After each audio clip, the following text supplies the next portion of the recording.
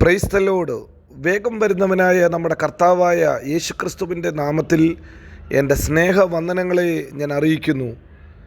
യാക്കോബിൻ്റെ ലേഖനം 5-ാം അധ്യായം 11-ാം വാക്യം, കർത്താവ് മഹാകരുണയും മനസ്സലിവും ഉള്ളവനല്ലോ.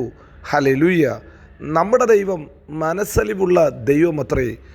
ദൈവം മനസ്സലിഞ്ഞതുകൊണ്ട് ജീവിതത്തിൽ പലപ്പോഴും നാം പല നന്മകളും അനുഭവിക്കുന്നത്.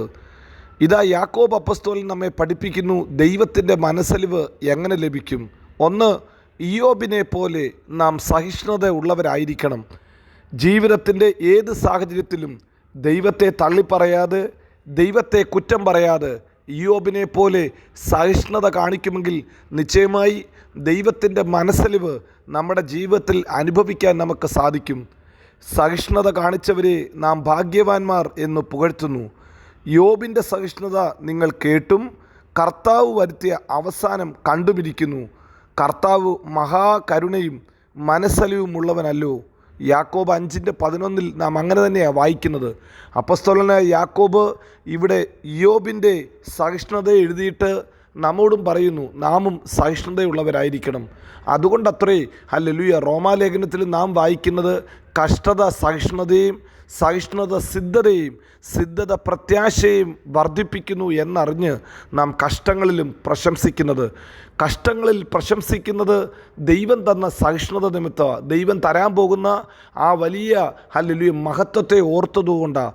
ഇയ്യോബിൻ്റെ ജീവിതത്തിൽ ഇയ്യോബിനൊരു ഉറപ്പുണ്ടായിരുന്നു, എൻ്റെ ദൈവം മനസ്സലിവുള്ള ദൈവമാണ്, എൻ്റെ ദൈവം കൈവിടുന്ന ദൈവമല്ല, എൻ്റെ ദൈവം എന്നെ ബലപ്പെടുത്തുന്ന, എന്നെ ഉയർത്തുന്ന ദൈവമത്രേ. ഈ പകൽക്കാലവും നാമും ഹല്ലേലൂയ ഇയ്യോബിനെ പോലെ സഹിഷ്ണുത കാണിച്ചാൽ ദൈവത്തിൻ്റെ മനസ്സലിവ് നമുക്ക് അനുഭവിക്കാൻ സാധിക്കും. ഇതാ രണ്ടാമതായി ആവർത്തന പുസ്തകം 30-ാം അധ്യായത്തിൽ നാം ഇങ്ങനെ വായിക്കുന്നു.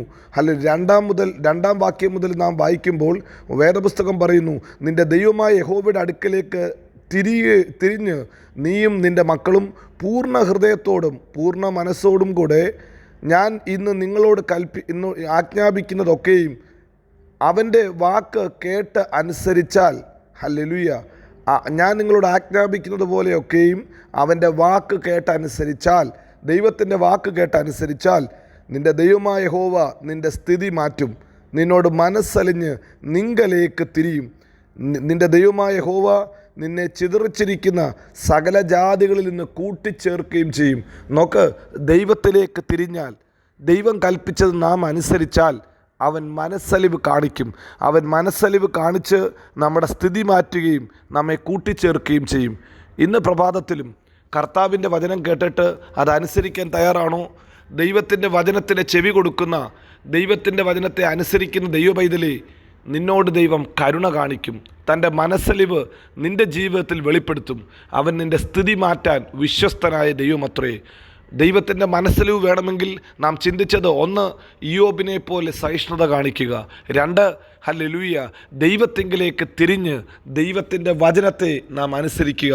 ഇത് മൂന്നാമതായി ദൈവത്തിൻ്റെ മനസ്സലിവ് കിട്ടുവാനുള്ള മൂന്നാമത്തെ മാർഗം വേദപുസ്തകം നമ്മെ പഠിപ്പിക്കുന്നത് കർത്താവിനോട് കൂടെ വസിക്കുക.